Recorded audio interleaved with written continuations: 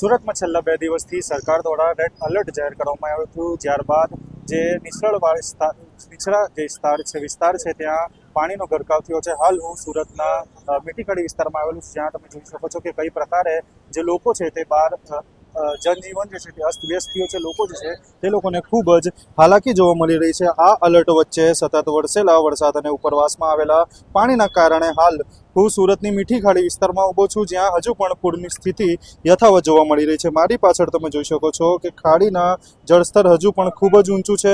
ઉપરવાસમાં ભારે વરસાદના કારણે ખાડી ઓવરફ્લો થતાં આસપાસના નીચાણવાળા વિસ્તારોમાં પાણીનો નિકાલ થઈ શક્યો નથી, જેના કારણે અનેક વિસ્તારોમાં જે છે આજે પણ પાણીનો ગરકાવ છે અને જે રહેવાવાળા લોકો છે તે લોકોના ઘરમાં પાણી ઘૂસી જતા લોકોને જનજીવન જે છે તે અસ્તવ્યસ્ત બની ગયો છે.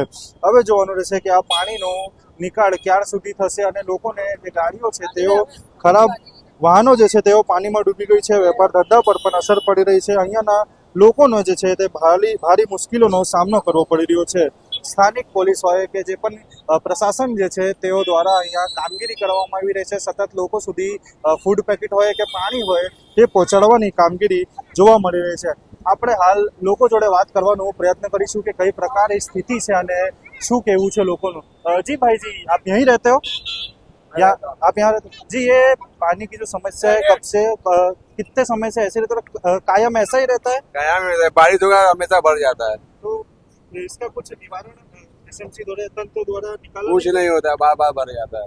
लोगों को तो ऐसा लगता है आदत सी हो गई होगी ये पानी की हर बरसात में। अभी मेरे रूम पे इतना पानी है, दवा देखो बैग में ही है, दवा बच्चों का तबीयत खराब है, दवा लेके जा रहा हूँ इधर से।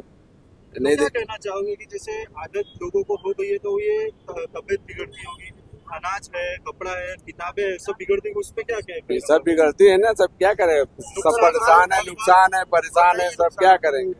कितने दिन से यहाँ पानी अभी हाल ऐसा है? अभी इसके पहले तो और था, इससे पहले अगले महीने में भी आया था। अभी फिलहाल 9 तारीख को पूरा भरा था, दूसरा माला पकड़ लिया था, उसमें सब खराब हो गया, फिर पानी भर गया।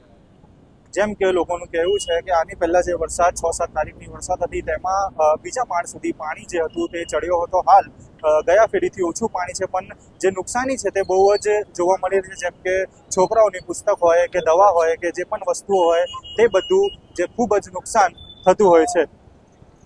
કેમેરા પર્સન સાથે સુરતથી સાર્થક પટેલ, નવજીવન ન્યૂઝ, સુરત. વૈષ્ણવજન તો તેને કહીએ જે પીડ પરાઈ